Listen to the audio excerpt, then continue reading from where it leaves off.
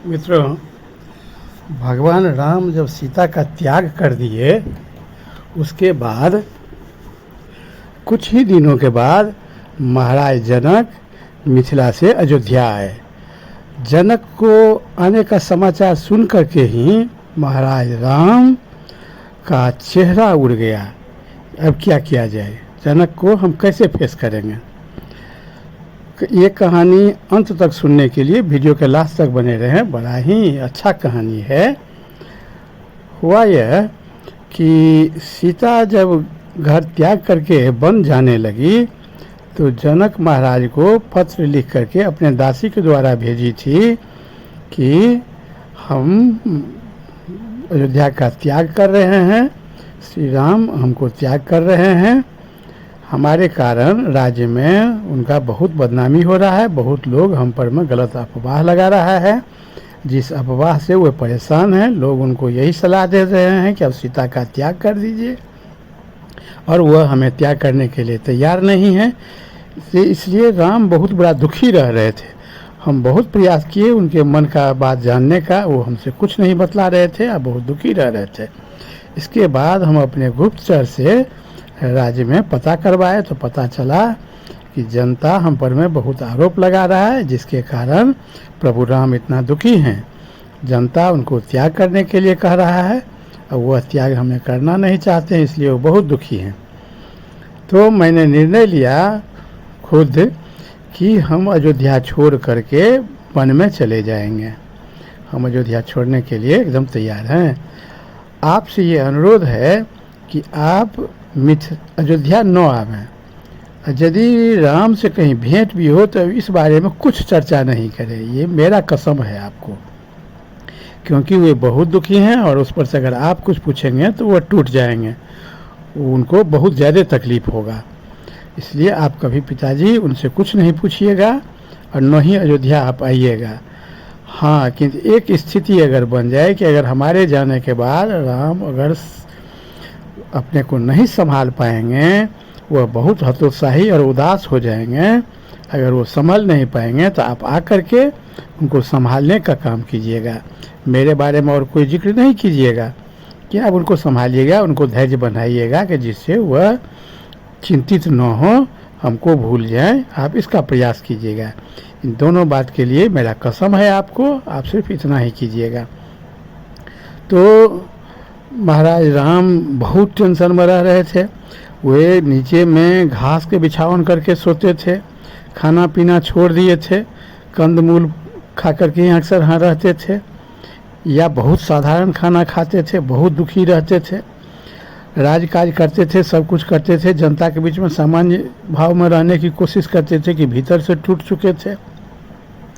तो राम का दशा देख करके लक्ष्मण जी बहुत चिंतित हो गए कि भैया अब कैसे ठीक होंगे, इनको तो बहुत भारी तकलीफ पड़ गया। पिताजी अब रहे नहीं, माताएं सब तीर्थाटन में गई हुई हैं, हम सब भाई उनसे छोटे हैं, हम लोगों से तो कुछ बात नहीं करते हैं और चिंतित रहते हैं, केवल हम लोगों को देखकर मुस्कुरा देते हैं और चिंतित रहते हैं। तो उन्होंने जनक महाराज को लक्ष्मण जी पत्र लिख करके भेजा कि ऐसी स्थिति है, आप आकर के भैया को संभालिए। तो वही लक्ष्मण का जब पत्र मिला तो जनक महाराज मिथिला से अयोध्या आए, और अयोध्या आए तो सीधे राजभवन में ही चले गए। उनको तो कोई रोकने वाला नहीं था। राजभवन में जब प्रवेश कर गए तो लक्ष्मण जी को कोई ये सूचना दिया। लक्ष्मण जी दौड़े हुए गए, श्री राम को ये सूचना दिए कि मिथिला से महाराज जनक आए हैं।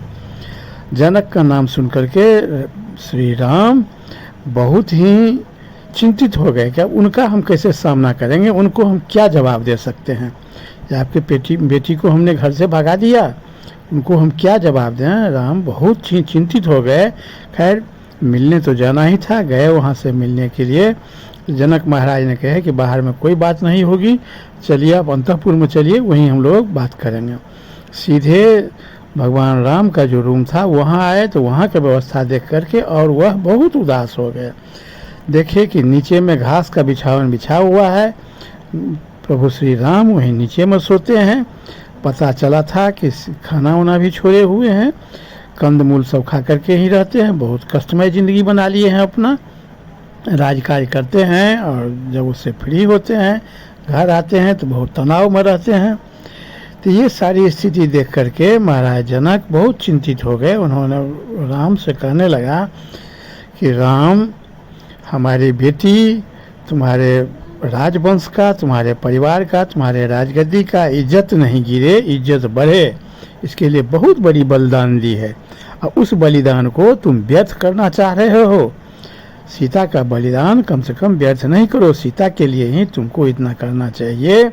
तुम प्रसन्न रहो। तुम अगर इतना चिंतित रहोगे तो पति पत्नी का हृदय एक होता है, तुम्हारे हृदय में जो तरंग उठेगा सीधे सीता तक पहुँचेगी और सीता तुम्हारी स्थिति जान करके वह बहुत और दुखी हो जाएगी, वह भी टूट जाएगी। इसलिए सीता को इतना अब कष्ट नहीं दो, तुम सीता के लिए ही संभलो, तुम अपने आप को ठीक करो।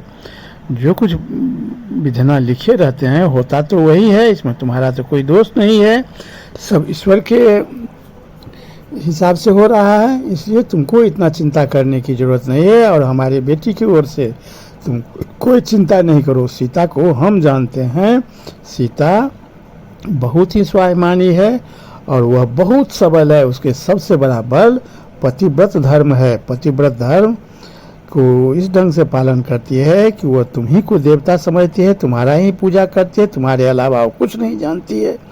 इसलिए जिस औरत में पतिव्रत धर्म हो वह कभी टूट नहीं सकती है, वह दुखी नहीं हो सकती है, उसको कुछ नहीं होगा।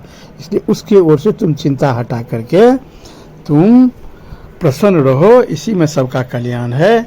तुम चिंता छोड़ो, सीता के लिए तुमको कुछ सोचने की आवश्यकता नहीं है।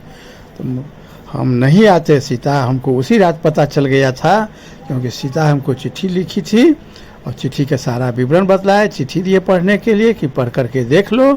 सीता हमको आने से मना की थी कि तुम अगर नहीं संभलोगे तो फिर हमको आने के लिए भी कसम दी थी। तो हमको लक्ष्मण खबर भेजा, तब हम आए हैं। तुम धैर्य रखो, तुमको कोई चिंता नहीं करना चाहिए, सीता का बलिदान को व्यर्थ नहीं करो और तुम सामान्य स्थिति में रहो। ये सब जनक